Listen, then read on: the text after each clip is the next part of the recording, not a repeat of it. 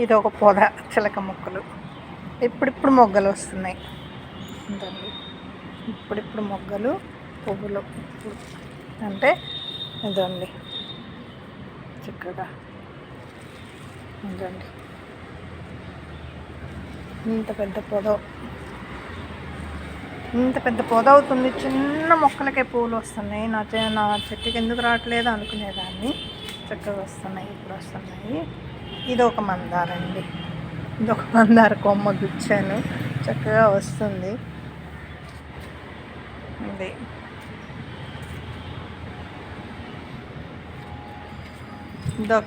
ఇదొక చిలక మొక్క పోదండి, టైర్లో పెట్టాను.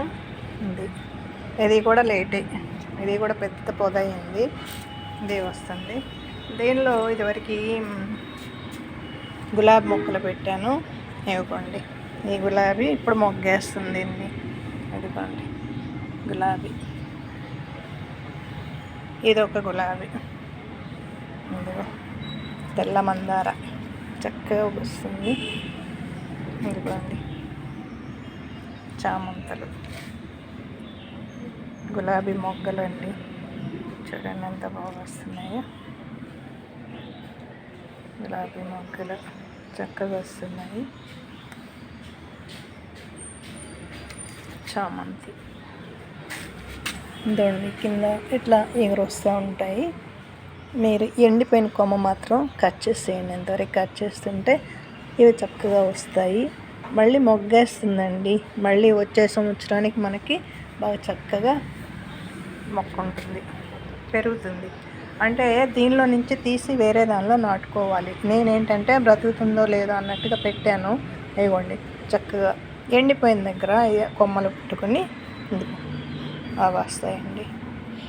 ఇప్పుడు ఇది ఎండిపోయింది కదా, ఇలా ఎండిపోయింది.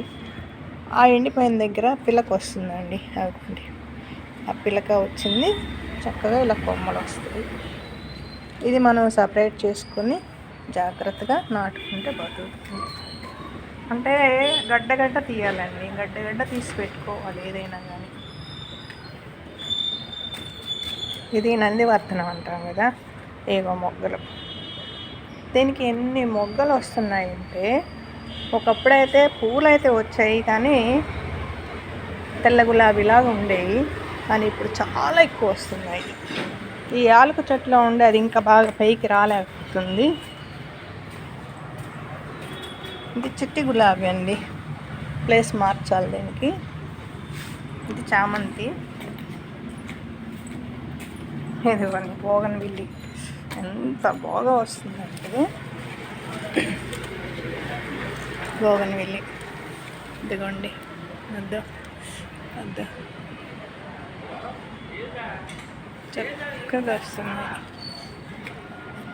మందారాలు, బిస్కెట్, ఎర్ర మందార, ఒంట్రెక్క ఇవి వస్తున్నాయి. మా యాపిల్ మొక్క మాత్రం ఎంత బాగా వస్తుందో, చాలా సంతోషంగా ఉంది. యాపిల్ మరి పండు వస్తుందో లేదో కానీ చక్కగా ఎగిరేసుకొని ఇంత మంచిగా వస్తుందండి.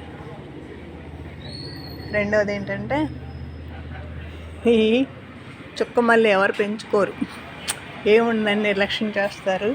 ఎంత పెద్ద మొక్క అయిపోయిందో చూడండి. ఈ చుక్కమల్లె ఎన్ని పూలు, ఎన్ని కంకులు వస్తున్నాయో. కంకులుగా వస్తుంది, చక్కగా పూస్తుంది. సువాసన అయితే ఉండదండి, చూడటానికి అందంగా ఉంటుంది.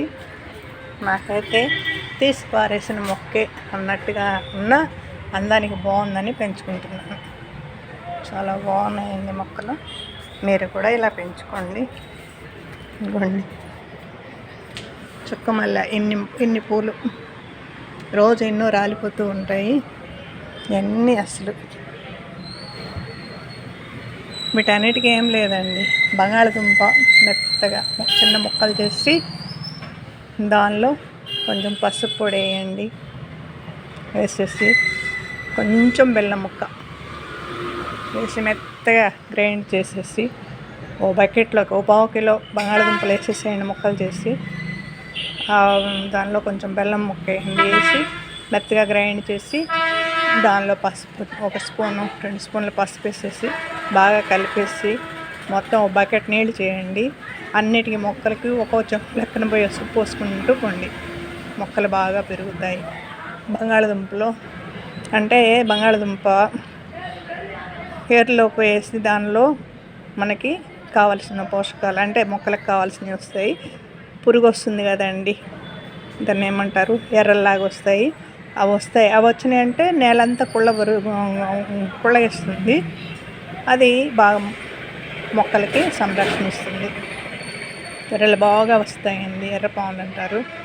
అవి ప్రతి మొక్కలో వస్తాయి. మొక్కకి పాదుల్లో పోసేయండి నీళ్ళు. అప్పుడప్పుడు గుల్లబారుస్తూ ఉండండి, చక్కగా వస్తాయి మొక్కలు. మీకు ఇంకా చీడపీడలు ఉన్నాయంటే ఒక గుప్పుడు ఇసుక, ఒక గుప్పుడు కారం, ఒక గుప్పుడు గమాక్సిన్ 3 కలిపేసి మొక్కలకి నీళ్లు పెట్టిన తర్వాత సాయంత్రం పూట నీళ్లు పెట్టి అయిపోయిన తర్వాత ఆ తడి మీద కొంచెం చల్లేసేయండి. మాస్క్ పెట్టుకోండి, చల్లేసేయండి. ఇంకా అంతే, చీడపీడలు చారం. ఇది ముఖ్యంగా మందారానికి ఎక్కువ చీడ పడుతుంది. ఆ పట్టినప్పుడు ఈ కారం కొంచెం తీసుకొని ఎక్కడైతే చీడ ఉందో ఆ చీడ దగ్గర ఈ కారంతో పాటు ఆ కొమ్మనికి బాగా పైన రుద్దేసేయండి. వదిలేసేయండి. ఇంకంతే. అంటే ఆల్రెడీ మనం వాటర్ పెట్టుంటాం కదా, వాటర్ పెట్టిన తర్వాత ఈ పని చేయాలి. పొడి మొక్క మీద ఏం చేయొద్దు, తడి మొక్క మీద ఇలా చేయండి, చక్కగా పెరుగుతాయి మొక్కలు. ఓకే, తప్పక చేస్తారు కదా.